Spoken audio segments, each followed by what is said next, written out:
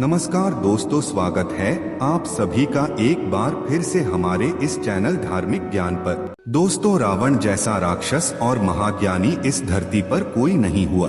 शास्त्रों के अनुसार रावण महापंडित एवं महाज्ञानी था, जिसे प्रत्येक बात का ज्ञान था।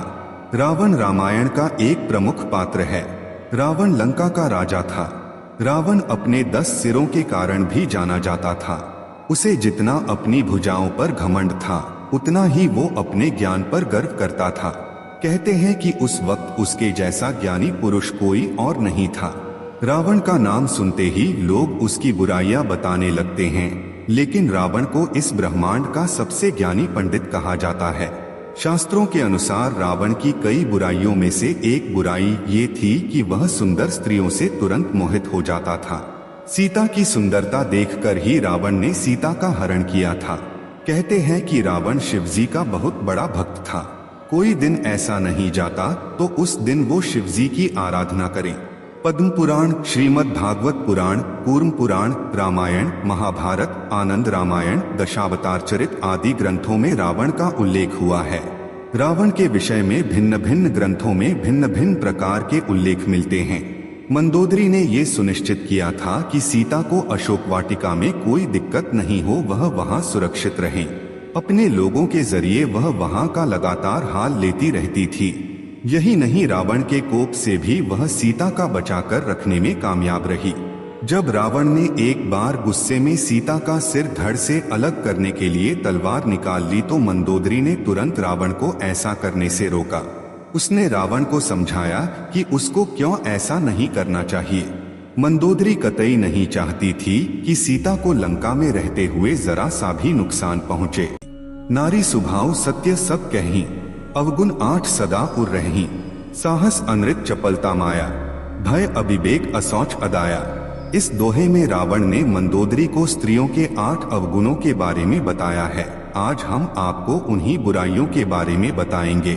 नंबर 1, साहसी। रावण ने कहा था कि महिलाएं साहसी तो होती हैं, लेकिन अक्सर अपने बल का प्रयोग वो गलत जगह करती हैं। रामचरितमानस में वर्णित दोहे के अनुसार पत्नियों में जो पहला अवगुण पाया जाता है वह है बहुत ज्यादा साहस होना। साहस होना अच्छी बात है, लेकिन रावण के अनुसार स्त्रियां अपने साहस का अमूमन गलत जगह इस्तेमाल कर लेती हैं। जैसे ही उन्हें अपने से या जैसी वे परिस्थिति की अपेक्षा करती हैं, उससे प्रतिकूल कुछ दिखाई दे तो वे उसे बदलने के लिए साहस के साथ आगे बढ़ती हैं। वे ये नहीं समझ पाती कि उनके द्वारा दिखाया गया साहस सही है या नहीं। नंबर 2, रावण के मुताबिक स्त्रियों में सोच जैसे गुण होते हैं यानी होती है। जी हाँ दोस्तों, स्त्रियां कितनी भी अपने आप को सोने, चांदी, हीरे के आभूषणों से सजा लें, लेकिन इन सब के बावजूद अशुद्ध होती है। रावण के मुताबिक महिलाएं साफ सफाई का काफी कम ध्यान रखती हैं, जिसकी वजह से रावण ने ये बात कही थी। दोस्तों, वैसे तो स्त्रियों में कई अच्छाइयां भी होती है, लेकिन ये कुछ 8 अवगुण हैं जिनके बारे में रावण ने बताया, और इन्हें सुनकर आप बखूबी जान सकते हैं कि स्त्रियों के अंदर क्या क्या गुण होते हैं और क्या नहीं। दोस्तों, रावण ने जितने भी अवगुण के बारे में बताया है, आपके हिसाब से आज के समय में वो कितना सही है? कमेंट करके अवश्य बताइएगा। रावण के मुताबिक महिलाएं भले ही कपड़ों से, गहनों से खुद को सजाएं, लेकिन दिल से वो पवित्र नहीं होती हैं। वो साफ सफाई का ध्यान नहीं रखती। इस कारण रावण ने महिलाओं को अपवित्र कहा था। अपवित्रता, माफ कीजिएगा, आपको इस बात पर सच में बुरा लग रहा होगा, लेकिन रावण के अनुसार महिलाएं अपवित्र होती हैं।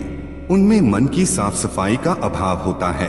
परंतु ये सब उन दिनों की परिस्थितियों व सामाजिक संरचनाओं के आधार पर रचा गया था। परंतु अब मान्यताएं बदल चुकी हैं, समाज बदल चुका है।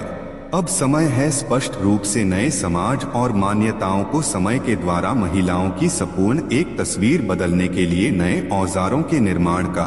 वर्तमान में इस बदलाव की सख्त आवश्यकता है।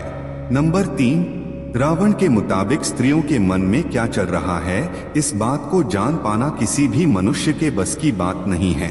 स्त्रियों के मन में जो चल रहा होता है उसे कभी वो बताती भी नहीं है, और जब उनसे पूछा जाता है तो वो उस बात को इस तरह से घुमा देती है कि उसे समझ पाना एक बहुत टेढ़ी खीर हो जाता है। रावण के मुताबिक स्त्रियों के स्वभाव में माया की झलक होती है।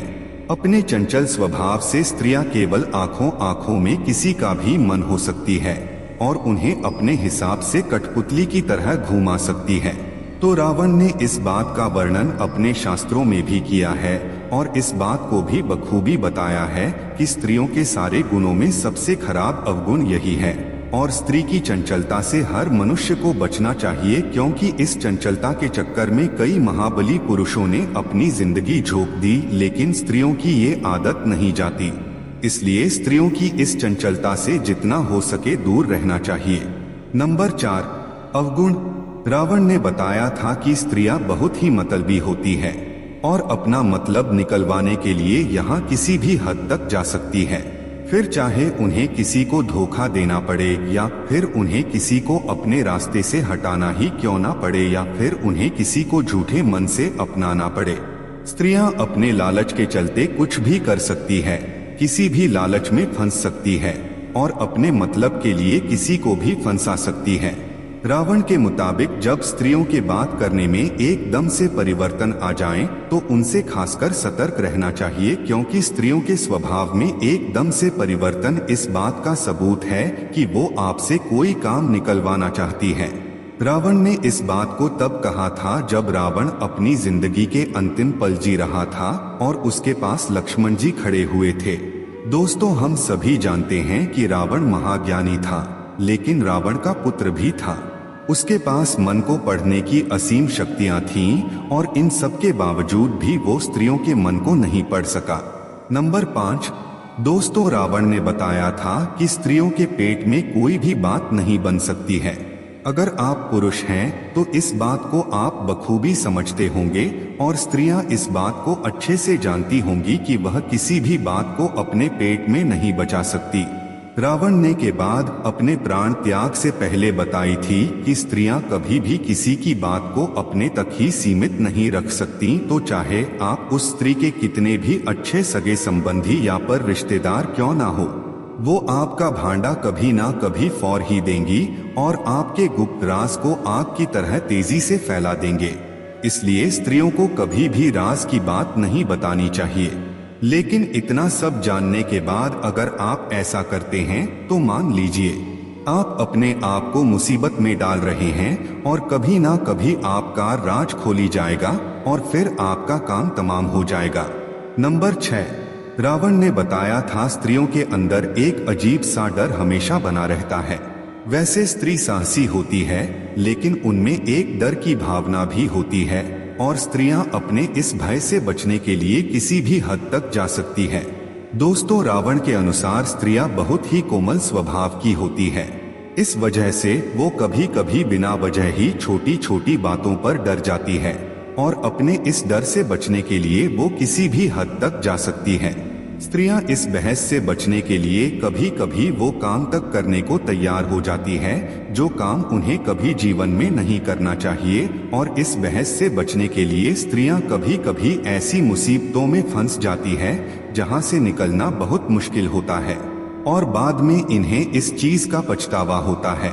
इन सब की वजह से इन स्त्रियों के साथ साथ इनके सगे संबंधियों को भी इस चीज का हर्जाना भुगतना पड़ता है।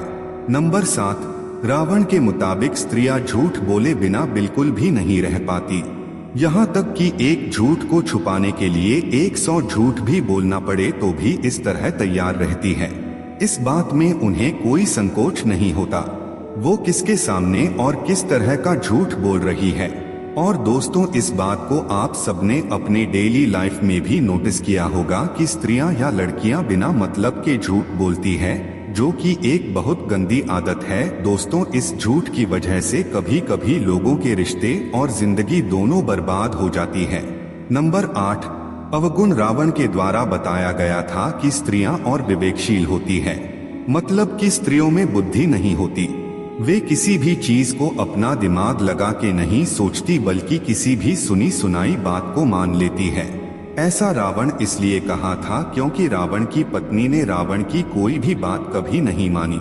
वो रावण की हर बात के खिलाफ थी और यही कारण है कि स्त्रियां किसी भी या पुरुष के बहकावे में बहुत आसानी से आ जाती है और बिना कुछ सुने या देखे किसी भी चीज पर विश्वास कर लेती है और फिर कुछ ऐसा काम कर डालती है जिसकी वजह से वो परेशानी में आ जाती है और साथ साथ उनके परिवार वाले भी दिक्कत और परेशानी में आ जाते हैं और फिर इन सब के चलते वो अपने घर का विनाश कर लेती है और फिर बाद में उस चीज का पछतावा करती है।